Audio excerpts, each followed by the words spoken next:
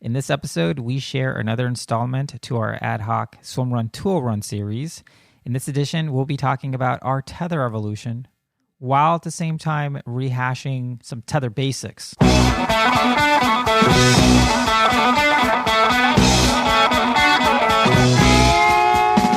to the Low Tide Boys, the Swimrun podcast. I'm Chip. And I'm Chris, and this is episode 199 of the show. Oof. Oof. 199. Getting close. In this episode, we share another installment to our ad hoc Swimrun Tool Run series. In this edition, we'll be talking about our Tether Evolution, while at the same time rehashing some Tether basics. Yeah, so a little 101, but then also some 201. Yeah, mostly 101 for people who didn't listen to episode 80, which is the Swimrun 101, the Tether episode. Or for folks who maybe didn't check out our article in Triathlete Magazine online edition, what's the deal with the Tether, which came out all the way in June of 2020. Wow, way back in the COVID days. And then, of course, we have a bunch of videos on our YouTube channel. So if you haven't went over to YouTube, check us out, subscribe there, smash the like button, all that stuff. How to make your Tether DIY video, and then like a more 101 style video there as well. Yeah. So for folks that are new to Swimrun, basically, what is it? The Tether is essentially a device that you clip onto your partner to stay in contact in the swims. These used to be mandatory at some races. Now it's a little bit more nebulous depending on what's going on. Yeah, and it's like a cord essentially, so a bungee cord or a rope or a tow line. You'll sometimes hear it referred to as that. But essentially, originally, when it was in mandatory equipment, was actually for safety purposes. So if you've heard the story of the first few Attila races, they had this the tether enacted. You had to use it to keep at a safe distance for these harsh swims. If this race is taking you 10, 15, 20 hours, if you need to stay in contact. If you can't go on a Nokia inflatable, like, you might as well be tethered together. Absolutely. And so many people use them. I would say it's a pretty common practice still these days. The main purpose and why it's so helpful for Swimrun is if there is a stronger partner, either on the run or in the swim, you can effectively pull or tow that person in that discipline. Yeah, and it's super helpful for Swimrun just because, the rules say you got to stay within 10 meters of your partner at all times. Obviously, if you're solo, this isn't your problem. But if you're in a team, you have to stay within 10 feet, within 10 meters from each other. Or 10 yards-ish. Yeah. And essentially, this just helps you stay in contact. And while it's super helpful on the swim, we found that it's really helpful on the run as well. The tether gives you like haptic real-time feedback on how your partner's doing if someone's leading a run. Same thing in a swim. You can really tell what's going on, or if, someone's getting caught up. Yeah. You can feel it. You can feel it. the person up front or leading can really feel when there is tension on that cord, thus then assuming something is happening, pace, got caught up, physics, seaweed, something is pulling back there. So, they sell these things online. Arc has one. It's like $20 that you can buy, and it's basically 2 carabiner clips and 2 to 3 meters of like bungee cord. It's $20 on Arc site. We have always enjoyed really making our own and sort of the DIY aspect of it. So hence the YouTube videos that we have. We have links to all the cord, and they have every single different color that you could ever imagine. They're in a bunch of different thicknesses, depending on what you're liking. Colors for every personality. There's neon green and pinks to your black to anything in between there. Mix and match it to your heart's desire with you and your teammates. For sure. I will say, while these are available to buy online, and we love Arc Sports, and I think that's always a safe way to go if you're new to the sport, it's also kind of fun to DIY yourself. Dare I say it's a rite of passage. Just like putting a hole through your pull buoy and making your pull buoy mount is one of the first rites of passage in Swimrun. I think making your own tether with your partner and just kind of fumbling through it is just a lovely thing to do. Yeah, it's a fun way to, experience the sport again. So yeah, we recommend that. You could probably do it for, I mean, I feel like everyone has a couple carabiners there, and you can get 40 feet of this cord on Amazon for $10. So you can do it a little bit cheaper and make them for all your friends, all your Swimrun friends there. For sure. And like we mentioned, we have a lot of content on sort of beginner tether basics and things like that. But we thought for this 201 episode, it'd be interesting to talk about our Tether Evolution, which it really has. So how we started, we probably started like everyone else. When we signed up for First Swimrun, it's like, oh, we're a partner, so we should do the Tether. So we created the Tether, messed around with it, and for Swimrun California Swimrun that took place in San Diego, California, at like 2:48 in the afternoon or something in 2018. I believe. 2018, March or something like that. And then for Casco Bay in September or whenever it was of that same year, we would only tether on the swim, detach the tether for the runs, and then kind of do the whole song and dance every transition that we're going in and out of the water. Yeah. Well, going back all the way to the California Swimrun, we brought the tether with us. Remember, we didn't actually use it because we did like a huge faux pas. We didn't practice with it, and we thought, oh, we'll just wing it when we go out there. But then we saw there was a couple Europeans there, and we're like, oh, we definitely don't have it down, so let's just go without it. Well, it was funny too, because I don't remember if I said it to you or you said it to me, but it was like, oh, those guys are using the tether. They're using the tether. It was like a level up. Yeah, we didn't feel worthy. Yeah, but we did see the value of it, I think, in that first Swimrun race. So we started practicing with it during our practice swim runs, and then we did use it at Casco Bay. And then to Chris's point, we really only did use it on the swims.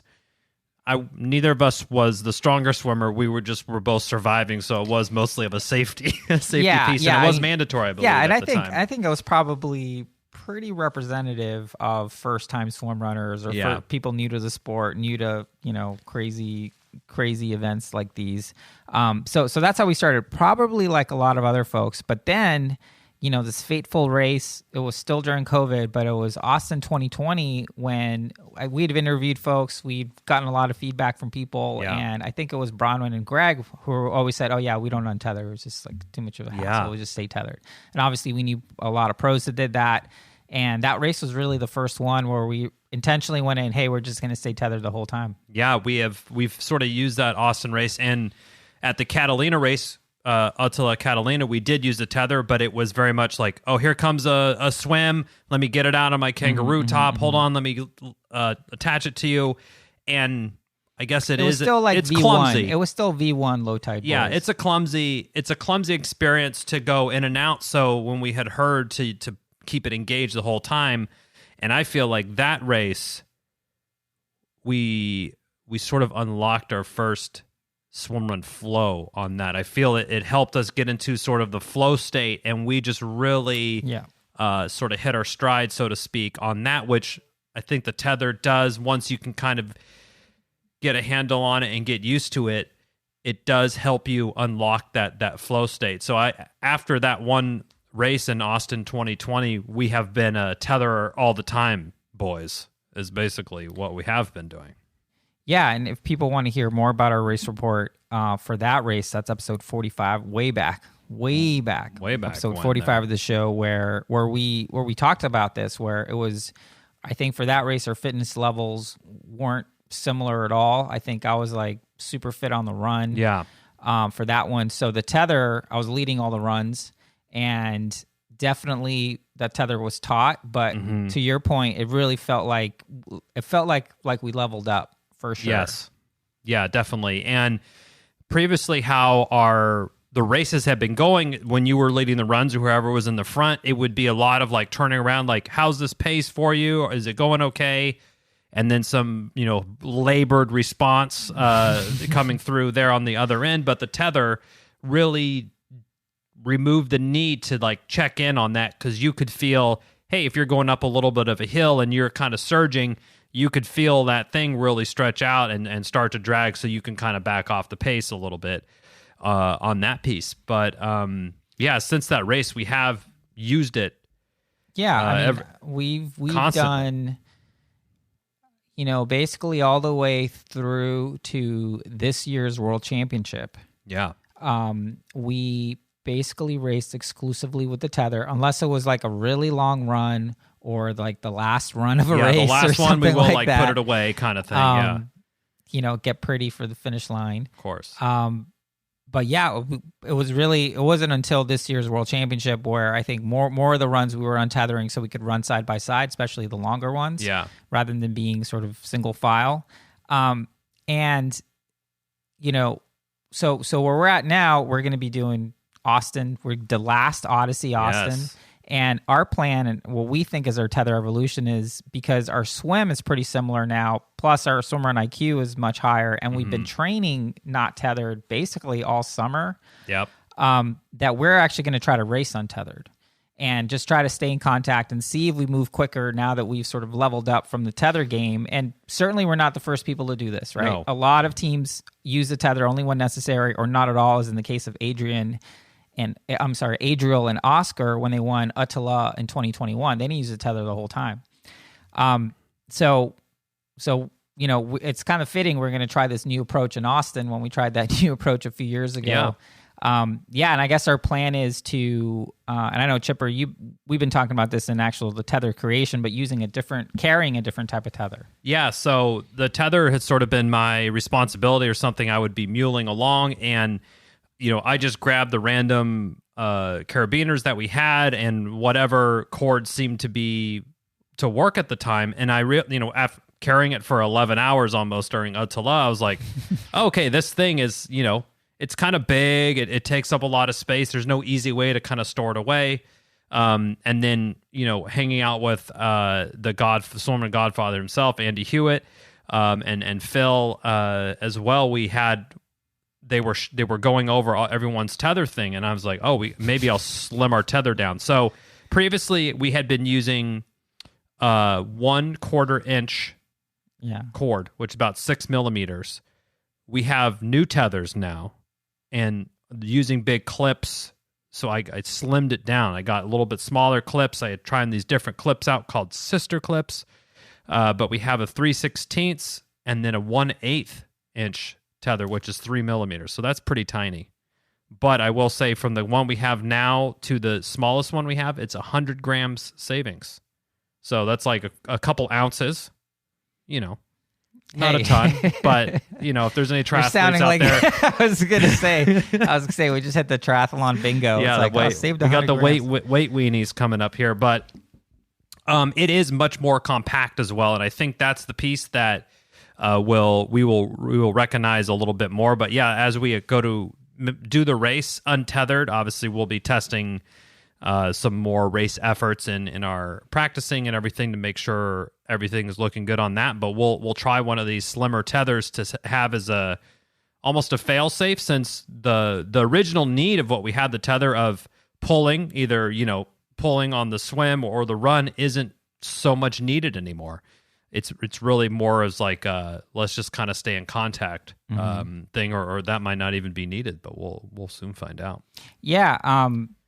It's interesting because like Arc Sports on their website, they actually sell 2 different types of tether devices, and one is basically like that isn't stretchy, and it's more of a guide for when teams are of similar fitness, and then the other is more of your traditional tether, so you can in case you actually need to pull some dead weight. Yeah. then you have that. So we're gonna go with a thinner tether, as Chipper mentioned, much lighter, that I'm actually gonna store now. I'm taking responsibility of the tether after our Swimrun partnership since 2018, and the idea being it's like we'll have it if we need it. If it's most likely going to be me falling back on the swims and I feel like I need it just to stay in contact, we'll attach it. Or if we need it on the runs for some reason. But the thought is going to be like, hey, can we replicate that swimrun flow of just really being in tune with each other without a tether? Yeah. It will be interesting. I think some things that I'm thinking about a little bit is that on transitions, we do have to be a little bit more thoughtful about that, because when you are tethered, you have to really be ready. Hey, I'm going to dive in, like, you ready to go as well. And if we don't have that sort of pause or transition time, That could be. Yeah, or it could be more. Well, yeah, we'll for sure.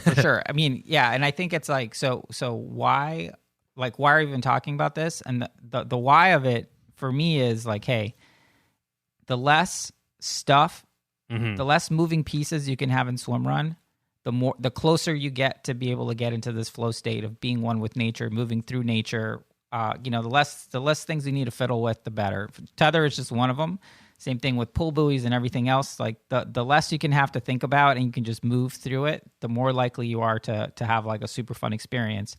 And for us, we're like, okay, we think we're experienced enough to be able to move through it. Now, Chipper, I think you make a really good point in terms of thinking tactically, well, how are these transitions going to work? And the way I've been thinking about it is like, yeah, typically when we have a tether, it's like you're leading the swim, I'm in the back, you look back, and we're all like, okay, we're ready to go. And if we're doing it right, we're kind of doing that on the move.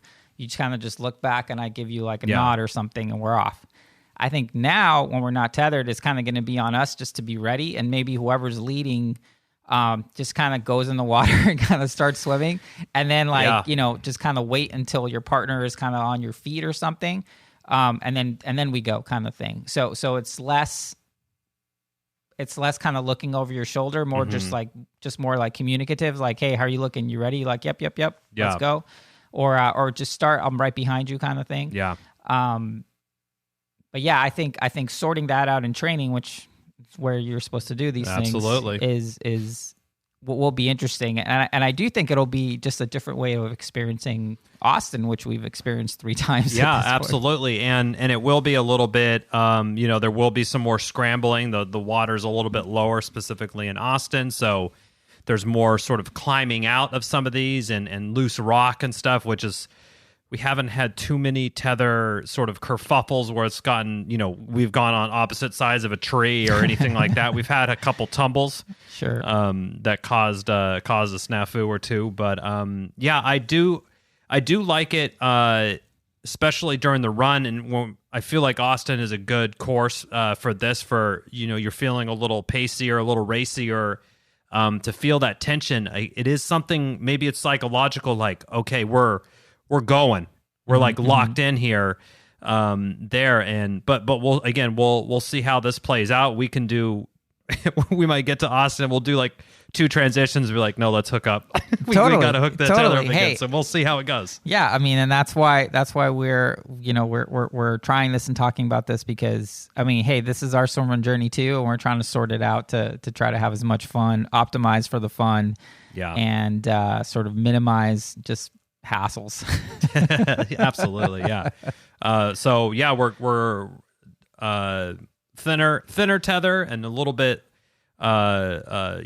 quicker, thinner tether, and then a tetherless approach, twofold for Austin. So that's our tether evolution. Everyone's on their own journey, so by no means try this if you're not ready for that, or if you like just keeping the tether on the whole time. I mean, we're just kind of messing around for content's sake more than anything. And just trying different stuff. But yeah, let us know what works for you. Let us know if you try the no tether approach.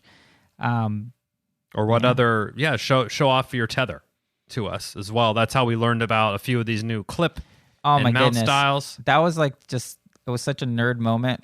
We're like trying to have a fika and like you and Andy are just pulling out all these tethers. And I was like, why does Andy have like 5 tethers with him? It's like, this is the weirdest thing. And being a military guy, he had them all tied up as well. Like he had these very intricate knots. I'm like, that looks like it took you 30 minutes to knot that. It looked like a real knot? Yeah, it was a real knot. I'm like, I'm guessing you didn't look that up on YouTube and then try to figure it out real quick. But yeah, be sure to send us your tethers, how yours has evolved, what works for you. We've also seen a bunch of different stuff as well. We've seen tethers that are like 1 inch wide and they're flat. Yeah, it's like nylon webbing. It's like a nylon webbing type one. So we've seen a lot of different stuff, but we will say if you're just getting into Swimrun, again, be sure to check out episode 80, Swimrun 101, the tether. But no thicker than a quarter inch or 6 millimeters. I know the Concho boys got one that was pretty. Oh my goodness! It had some girth to it.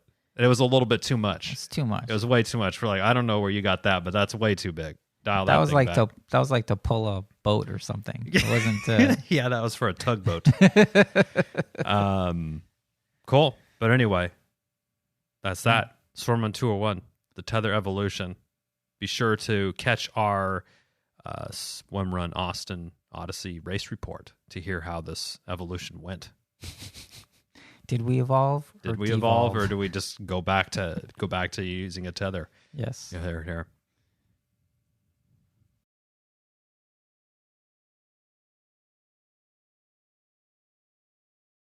That's it for this week's episode. Thanks so much for listening to the show. Make sure to subscribe wherever you listen to podcasts and leave a rating or review, since that's the best way to help other people discover the show and the sport of swimrun.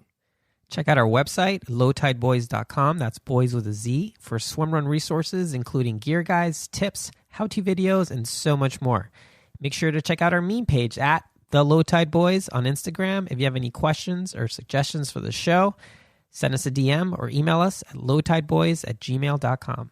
We'd like to thank Riding Easy Records for our show music, and of course our wives for their support and tolerance of our swimrun and other activities. Lots of activities. Lots of activities. Finally, you can support our efforts on Patreon. Until next time, get out there and go for a swim. Then a run. And then a swim. Then another run. Then another swim. Then run some more. Just keep going. Let's go. And then stop at some point because, And fuel. Don't forget to fuel. Gotta fuel too. Of course, yes.